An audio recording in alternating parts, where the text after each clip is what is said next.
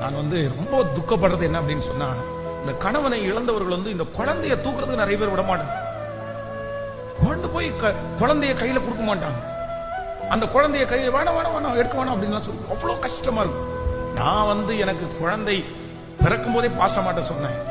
யாரெல்லாம் சர்ச்சில் பெரியவங்க இருக்கிறாங்களோ, யாரெல்லாம் கணவனை இழந்தவர்களோ, யார் கையில கொண்டு போய் கொடுத்துரு, முதல்ல அவங்க கையில கொண்டு போய் கொடுத்து அவங்கள ஜெபம் பண்ண வச்சிரு. நான் சொல்றேன், நான் அதை ரொம்ப ஆசீர்வாதமா நான் நினைக்கிறேன்.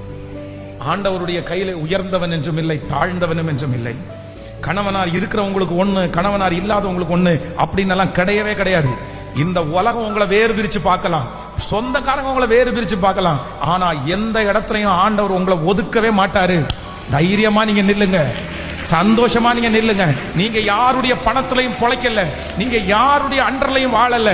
கர்த்தர் உங்க கையை ஆசீர்வதிச்சிருக்கிறாரு. நீங்க உழைக்கிறீங்க, நீங்க சம்பாதிக்கிறீங்க, நீங்க சாப்பிடுறீங்க.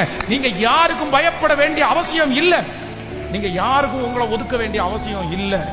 யார் குடும்பத்திலையும் நடக்காதது ஒன்றும் நடக்கல, யாருக்கும் இல்லாதது ஒன்றும் உங்களுக்கு வந்துடல.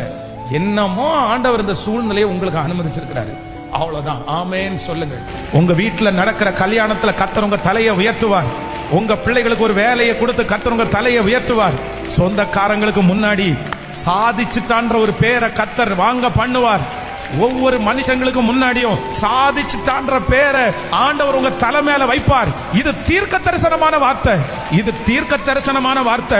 முடிஞ்சிட்டான்னு நினைக்கிற அத்தனை பேரு சாதிச்சாங்கன்னு அவங்க வாயினாலேயே சொல்லுகிற ஒரு நாள் நிச்சயமாய் வரும், நிச்சயமா வரும். எந்த இடத்துல உங்களை என்ன பண்ணிடக்கூடாதுன்னா ஒதுக்க கூடாது. மற்றவங்க உங்களை ஒதுக்குனாலும் நீங்க என்ன பண்ண வேண்டாம்னா அதை குறிச்சு கவலைப்பட வேண்டிய அவசியம், நான் சொல்றேன், மூல வளர்ச்சி அவங்களுக்கு இல்ல, அதனாலதான் ஒதுக்குறாங்க. அவங்க மனுஷனே கிடையாது, அதனாலதான் ஒதுக்குறாங்க. உங்களையே காயப்படுத்துகிற ஒரு பர்சன் இந்த சமுதாயத்துல வாழ்றதுக்கு அருகதற்ற ஒரு மனுஷன், அவன் தான் துக்கப்படணும், அவன் தான் துக்கப்படணுமே தவிர நீங்க துக்கப்படவே கூடாது, நீங்க துக்கப்படவே கூடாது. ஆமென் சொல்லுங்க.